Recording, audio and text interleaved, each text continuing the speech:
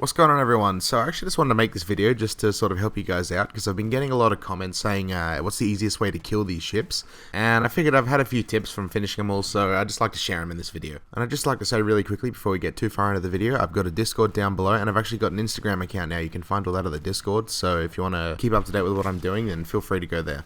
So to start this video, I actually want to talk about the Galleons. Now, these are actually the easiest to kill these skeleton ships with, mainly because it's a level playing ground and there's 8 cannons on both of the ships. Alright, so talking about the team management, the best thing in my opinion to do is have one person who sails and repairs, have another person who shoots cannon and repairs, and one person who jumps on the enemy ship. Now, these skeletons, they know how to repair, but they don't actually know how to bail water, so the way you want to look at it is, don't try and sink them, but try and actually get water in their ship. So by that, I mean, don't actually aim for putting holes in their ship, more so aim for getting water inside their hull. Now, when you use cannons, what you want to do is actually aim for the lower part of the ship. So if you aim for the lower part of the ship, it means that they'll always be getting water in no matter what their level is. Because if you were to shoot the middle level of the ship and there's only water on the bottom level, there is almost no way you'll be able to get water into that middle level before they repair it. Alright, so moving off of cannons, the other way you can actually do it is by throwing buckets of water into their ship. I've actually done that before. We've sunk 4 ships. Now, of course, I'd suggest don't actually kill them by just bailing water into their ship. But say if you've got some water in your ship and you carry it in a bucket, instead of throwing it in the water, maybe jump onto their ship and throw it on their ship. At the end of the day, it's all about just making these rounds go quicker, and that's probably my best side non-important tip, I guess, to use. Also, another quick thing you're probably going to want to do is stock up on gunpowder barrels, because they can really help coming towards the end. Because if you can crash into their ship, or when they ram into you, just jump on their ship and drop a gunpowder barrel. That is extremely effective.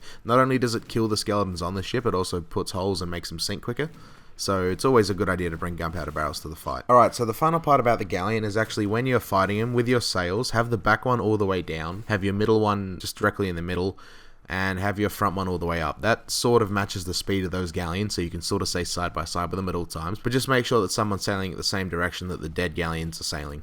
Okay, so moving on to the Sloop and the Brigantine, these ones are actually fairly similar in the way I'd suggest going about it. What you're going to want to do is have one person on cannons and repairing and sailing, and one person jumping onto their ship and collecting supplies and just blocking the holes. And of course, I'd suggest, no matter what you're on, use the previous tips I just mentioned with the Galleon, because that can really help you out. Another great thing you're probably going to want to do is actually just to form an alliance. It's actually always worth forming an alliance, just because it can get really hard if you're by yourself, and I personally haven't defeated any of these ships by myself on a sloop.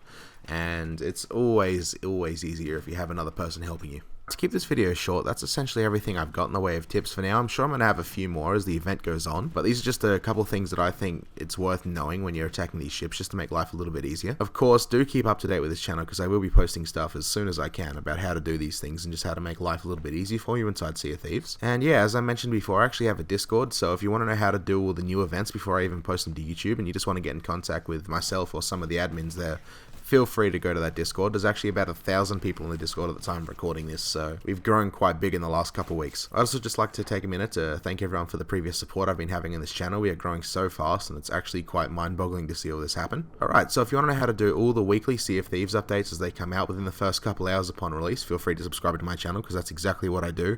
For the Curse Sales and all the other previous events that have come out, I've always been the first person to upload how to complete them. So yeah, if that's something you're into, feel free to subscribe and hit the notification bell so you can be some of the first to complete it. Now, if you've enjoyed, please leave a like on the video and leave a comment. It actually really helps the channel, and I love reading your guys' comments. It's like one of the greatest things to do on this entire platform. Alright, so anyway, I'll see you all in the next video.